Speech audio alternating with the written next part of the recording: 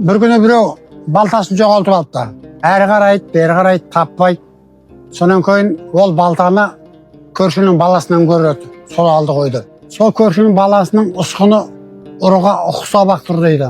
Ол бала жалтақ жан-жағына қарап қояды.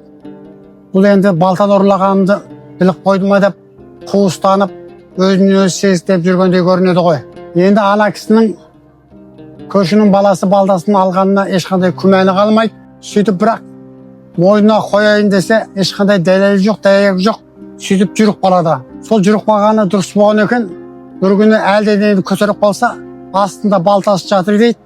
Сонан кейін ол жағы сырттай болса да көршінің баласын жазғырғанына өзі қатты ұялып кетеді.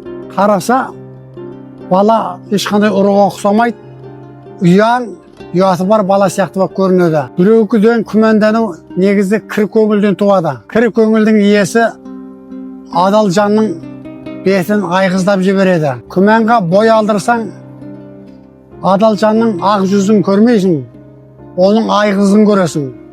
Ал айғызды өзін жапқансың. Тісіні жазықсыз күйдірмейік ағайын.